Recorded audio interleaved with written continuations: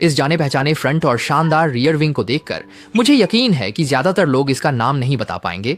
सच तो ये है कि यह कार आम लोगों के लिए बनी ही नहीं है। यह एक क्लासिक सुपर कार है जिसे रेस्टोरेशन के उस्ताद ने रिस्टोर किया है, ऑडी R8। अभी सब्सक्राइब करें क्योंकि अगले लकी सब्सक्राइबर को शानदार सरप्राइज गिफ्ट मिल सकता है। पुर्जे अलग करने का काम बहुत आसानी से और जल्दी हो गया। शिव भाई का पहला काम कार की बॉडी पर लगी पुरानी और खराब पेंट को हटाना था। पेंट रिमूवर लगाकर कुछ देर इंतजार किया, फिर औजारों की मदद से उसे आसानी से हटा दिया।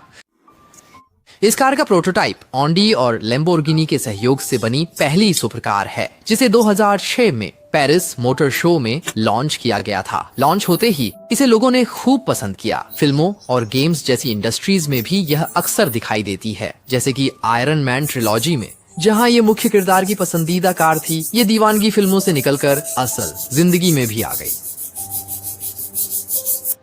बारीकी से सैंडिंग करने के बाद कार की बॉडी अब पूरी तरह से समतल हो गई है, तो अब हम इस पर प्राइमर का स्प्रे करने के लिए तैयार हैं।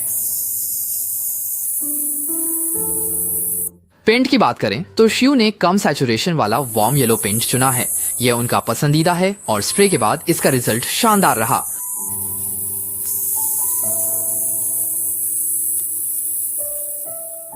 लेकिन कार के आगे लोगो नहीं है, यह तो नहीं चलेगा। ब्रांड के प्रतीक वाले चारों छल्ले तो लगाने ही पड़ेंगे। हाँ, अब बिल्कुल सही है।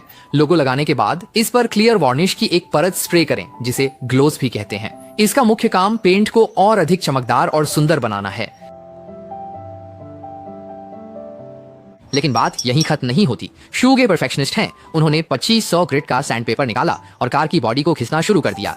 यहाँ वे सिर्फ ऊपर की क्लियर कोट परत को खिस रहे हैं। सैंडिंग का मकसद पेंट की सतह को और भी चिकना बनाना है, ताकि बाद में पॉलिशिंग करके उन निशानों को पूरी तरह हटाया जा सके।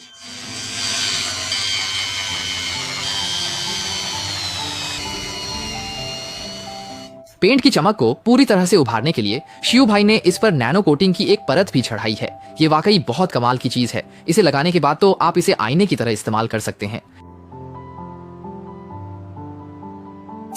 बेस प्लेट को अच्छी तरह से साफ करें, फिर अलग अलग हिस्सों में अलग अलग रंगों का स्प्रे करें। कुछ बारीक जगहों पर ब्रश से पेंट करना होगा। सीट के लिए मिट्टी जैसा पीला रंग चुना गया है। ये पूरी तरह से व्यक्तिगत पसंद है। समझ तो नहीं आया, पर सम्मान करता हूं। केबिन के बाकी हिस्सों में भी इसी रंग का इस्तेमाल किया गया है और साथ में सिल्वर रंग की फिनिशिंग से इसमें एक प्रीमियम एहसास तो है। आप देख सकते हैं कि पिछली सीट की जगह अब मेटल रोल केज लगा है और सीटों में प्रोफेशनल 4 पॉइंट सेफ्टी हार्नेस का इस्तेमाल किया गया है। ऐसी सेटिंग आमतौर पर सिर्फ ट्रैक ओरिएंटेड कारों में ही देखने को मिलती है और जाहिर है कि यह भी उन्हीं में से एक है। अगर यह ट्रैक वर्जन है तो लाल कैलिपर्स का होना वाजिब है, ब्लैक रिम्स का होना वाजिब है और हाई परफॉर्मेंस टायर्स का होना भी वाजिब है। यह कॉम्बिनेशन बिल्कुल सामान्य है। अब जब ऐसा हो ही गया है तो शिव भाई ने बाकी के सजावटी हिस्सों को भी सीधे काले रंग से स्प्रे कर दिया। बिल्कुल सही है, कोई दिक्कत नहीं। यह मिड इंजन स्पोर्ट्स कार है तो आगे फ्रंट ट्रंक होना लाजमी है ताकि जगह का सही इस्तेमाल हो। याद है वो किस्सा जब ड्राइविंग टेस्ट में किसी ने कहा आगे इंजन नहीं फ्रंट ट्रंक है। पहले तो सबको लगा वो गलत है, पर फोटो देख सबकी बोलती बंद हो गई। इस कार का सबसे अहम हिस्सा इसका V10 इंजन है।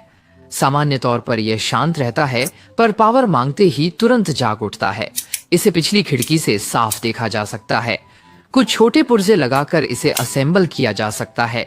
इसके साथ ही इस ऑडी सुपरकार की मरम्मत पूरी हुई। इसका गोल और आक्रामक लुक ही इसकी शालीनता है। 1 से 10 में से आप इसे कितने नंबर देंगे? यहाँ तक देखने के लिए शुक्रिया। वीडियो पसंद आए तो सब्सक्राइब करें। अगला सरप्राइज आपका हो सकता है। हैं अगले वीडियो में।